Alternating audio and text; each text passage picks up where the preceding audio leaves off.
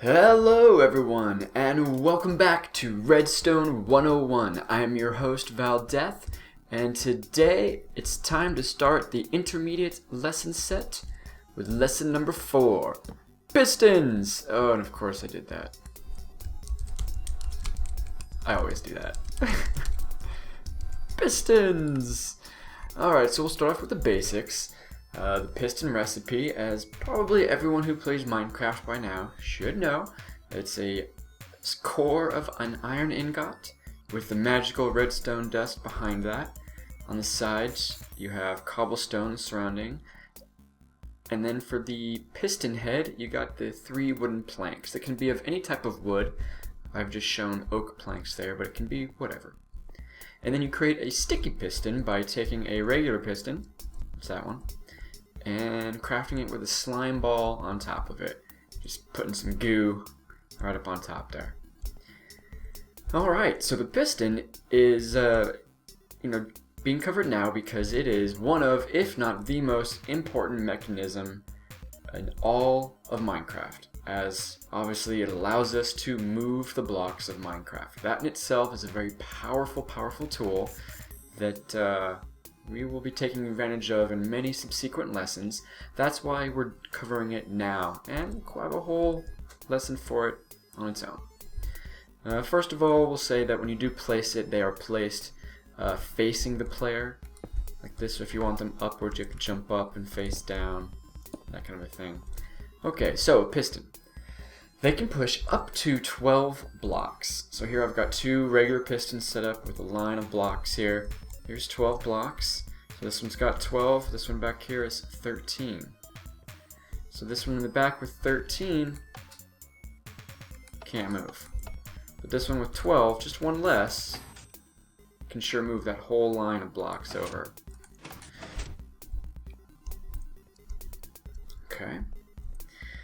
Now, as you saw when I pulled it back, a regular piston doesn't pull blocks, but the sticky piston variety can pull a single block. So here we've got a sticky piston. See the green goo splashed on the front there? And we'll reach out and pull back a quartz block. And you see it pushes it and pulls it, acting as if it is stuck to that block. But keep in mind, it's not actually quote-unquote stuck to the block. When it's in this position, it's just a regular block like anything else. Same thing once it's here. It's only when it's in transit is it in any form connected to the block. Okay, so blocks that cannot be moved by pistons at all in any way are these 3 here. We got obsidian, bedrock, that's right, you can't cheat the world, and other extended pistons. That's right, that might be something that a lot of people don't realize or recognize, but you can't move a piston that's extended because it's actually like 2 blocks. And here, so pistons can also move blocks that you normally cannot move, that you can just break. So here we've got glass, you can move glass, and this is regular ice, you can move ice around. The piston head, it can also push mobs and players. And if there is no room for you to be pushed, like if you're up against a wall like this, the piston head in itself won't hurt you. It'll act like a transparent block, like glass, and you can walk outside of it. So here I'll stand in. I am on creative, but I'll push this, and you see I can see through it. It's transparent. I'm not dying, suffocating, or anything, and I can move out. Can't move back into it. It's like glass, but I can move out. Now, however, if you happen to push a solid block into a mob or a person and there's no space for them to go, well then they will suffocate. Absolutely. It's a good trap. Okay, now, when blocks are moving by piston, a block chain, they are temporarily non-solid, like we kind of mentioned before, when that movement's occurring. And any items or mobs that are on top of those will fall through that. This is common in some traps known as a glitch floor, used in my witch farm on Nebulous. Now I don't have the circuitry in place, but it would be something like that, and then pushing it back real fast. Like I say, more circuitry is needed to control this pulsing. We need some clocks and pulse stuff to do this. back and forth kind of a thing. But that's the basic idea, and then if a mob was standing up there, they'd fall through it. Okay, now, as we saw, or as I mentioned earlier, the sticky pistons attach to a block when they pull it, but they cannot hold a gravity block after that retraction. That sticky effect is only when you're moving it. This is easily demonstrated by a sticky piston pulling off this piece of gravel. Boom. Right there. Nothing you can do about that. But that's actually, a good thing. Now, a block stuck to, quote-unquote, a sticky piston can be pushed by another piston. Because remember, once it's out in this position, it's just like any other block in the world. Yes, it is attached to this block, and it will pull it back. But if I have another regular piston here, I can push it out of the way, and now it's not really actually stuck to it. But that can't happen when it's in transit, because it's all connected when it's moving. So it has to be in a stopped position like this. Now, powering pistons. That's kind of the next one. We've talked kind of about the properties of pistons. That's the first step. Next is, how do we really power them? Well, they can be powered by any power source directly adjacent to the piston. So anywhere next to it, above, or below the piston body. Now, if it's facing upwards, it's different, obviously, right? But if it's on its side, it can be powered by a block above, powered by the side, powered by the side, and we can also power it underneath with a torch, or again, the torch can power to the side, so underneath, to the side, and above if the piston is on its side. If the piston's upwards, there's some unique things that we've kind of already showed in a previous lesson. Now, as we discussed in a previous lesson, as with all redstone wire, it must lead directly into the piston to power it. If it's a wire next to the piston, it will not power it. See, there you go. The wire is next to this.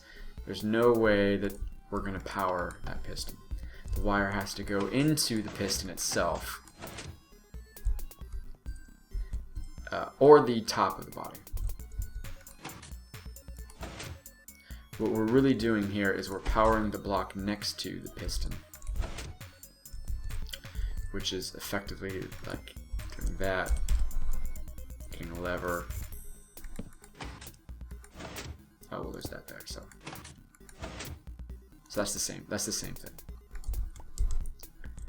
Okay, now pistons can be powered horizontally through a block by redstone dust or repeaters. So this is just like what we showed there. I powered this block. I used a lever before, but we can also send a signal through it with a repeater or a dust wire like we've shown. But it can only go through a single block. You can't go through 2 blocks of anything. So if I power this block, the piston back there is not going to get it. Only this one. And let's set that back up real fast. I am going to be distributing this map when I'm done. So everything that breaks, I have a chest where I'm trying to fill with the items so it can be reset, etc., etc. Okay. Now, a signal does not transfer through pistons as well. It acts as a transparent block, even though it's solid in itself, like glass does. We showed before that we can pull signals through solid blocks, but not through pistons. They act as glass, as transparent. And they can be also powered by a block one above and to the side. This is an kind of an interesting feature that some people think is a bug, but we can actually use this to our advantage. So this block here I'm going to power by flipping this torch. It's one block above and adjacent to this piston, and it will actually power this piston. Wait, didn't I say I was going to power it? I did. However, the piston below won't recompute its state until a block adjacent to the piston is itself updated. Alright, so what the heck does that mean? So I'm going to flip this lever, so I should power this piston. But it won't update its state and know that this type of power from this position has come to it unless something next to it updates. And we can update this block position by extending this piston head. As soon as I did that, it responded to this power. Let's go ahead and turn back to day here. And now I can see that it does that. As soon as I turn it on again, though, it doesn't respond until we update around it. You can do it by that. I think you can also maybe do it by placing a block next to it. There's many things that can cause a block update. Okay, so I explained that the piston behind it is what I'm using to update it.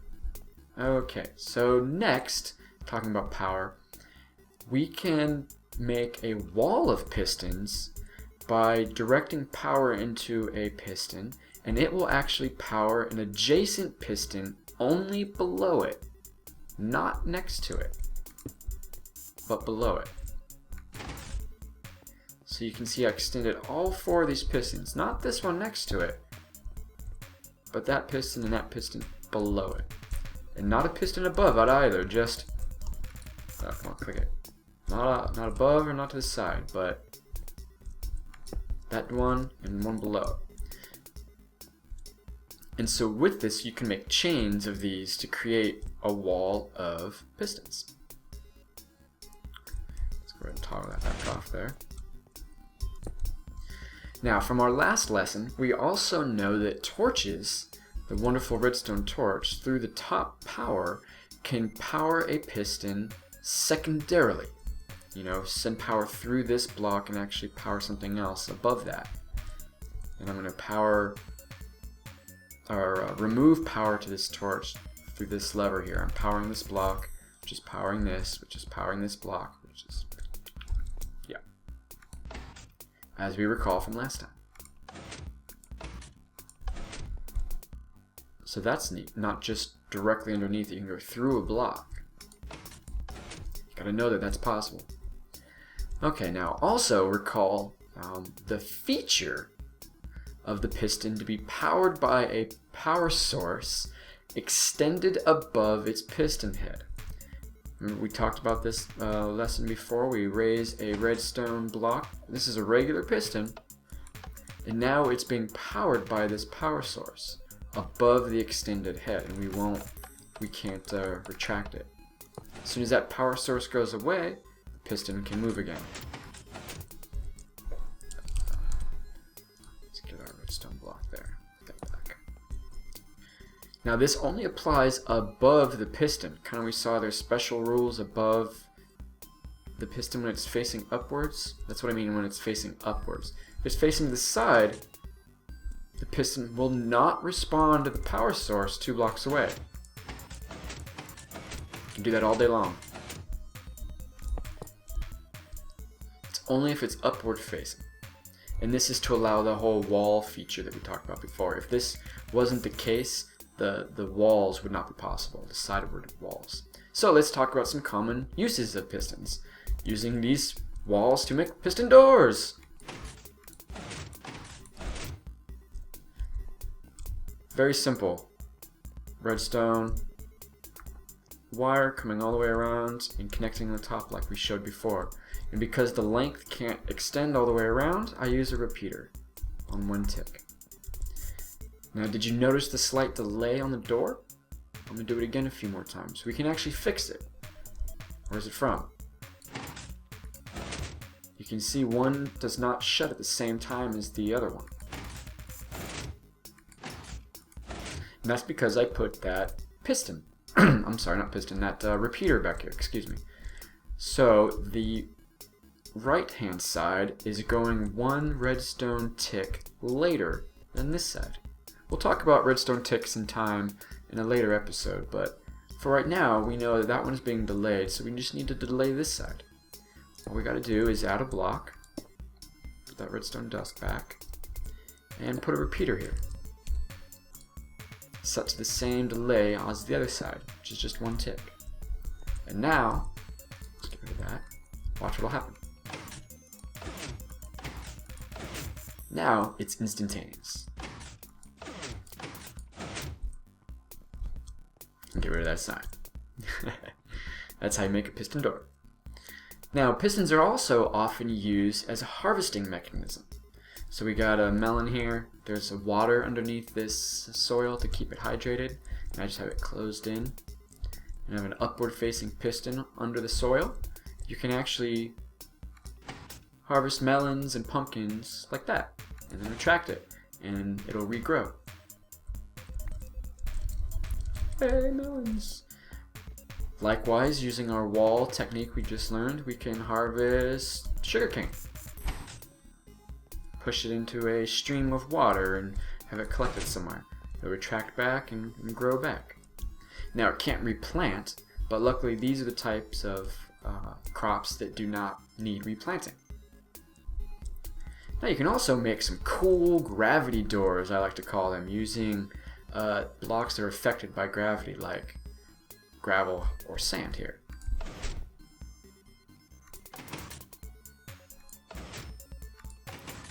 Now I have this up here just to hide my horrible hiding my redstone here, but put some glass in so you can kind of see. It's just a redstone signal going into these repeaters. It goes chains down to some more repeaters down below. And the way it's supposed to work is I'm sending power into just those repeaters when they're in the extended position. See the one on the ground powering that one, these ones up here powering them. But because there's the block separation, when the top piston receives power, it does not power the below one. Well, it actually kind of does. Remember, it responds to a power source if that was powered, but not when this is powered. I'm saying power like a million times, but because of all these little rules we've learned earlier, this actually works and allows it to pull it back down every time without fret. Now there are other reasons why you may want to extend them in sequence, but in this case when we're using gravity affected blocks, we don't need to worry about that.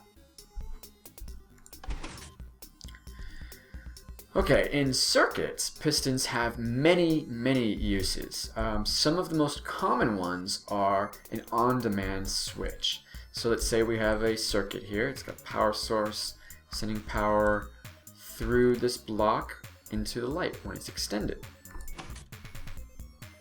I can use some other means to signal this piston to retract, which will turn off this circuit sending power to this light. And we'll no longer have power. It's a break in the circuit, which is literally a circuit switch. It can also be used to move power. Yes, with our wonderful redstone block, we have a movable power source. We can signal different circuits and logic by being able to do that. And there's some quite more advanced uses that pistons are used in redstone circuits, and we'll talk about a couple of them right now. First of all, they can be used to create clock circuits, toggling that lamp on and off. In the past, you used to be able to do this with just a regular repeater like so, but now with the redstone update and the unification of ticks and what redstone ticks and time mean, that no longer works. It burns out right away there. But on two more, or I think it's exactly two. There it is. There you go. It works. Works on 2 ticks. Only works on 2 ticks. Not tricks. And it can also be used in many logic gates. You can basically make any logic gate with pistons. Before we showed the first gate, the NOT gate, we can make piston NOT gates, but here's a simple piston AND gate. I have an input switch here, an input switch here, so that's 2, A and B, and we have an output signal here, this lamp. When A and B are both on, the output will be on, but only when they're both on. So this one's on, and when I turn this one on, now the light goes on. They're both on. But as soon as one of these goes off, the output goes off. And you can see that this is a super simple circuit. It's just we're sending this one is the one actually powering it, and this is a gate blocking or allowing flow, because we're cutting off the signal to this redstone wire. Lots of tricks like that you can use within circuits to make very fast logic. Then there's many other advanced uses. They can be used with water and lava to create stone. They can store user selection to simulate memory, right? You select a button, you know I made that selection by turning on a piston and turning on some circuit. They can be used in bud switches, also known as block update detector switches. We'll talk more about all those later, and lots more things that we will see in our more advanced circuit lessons coming up later on in Redstone 101. Thank you guys for watching. Please leave any questions, comments, queries, conundrums, whatever they may be down below. Please subscribe, throw me a like if you enjoyed this, and I hope you guys learned something. These are kind of the fundamentals of circuitry that we need to do our more advanced circuits. And with some of the newer redstone features like comparators, we don't really need pistons anymore, but they're very useful in understanding how they're used in the world. Will help you guys do a lot of cool stuff, make neat doors and all kinds of cool stuff. Alright, I'll see you all next time. Goodbye.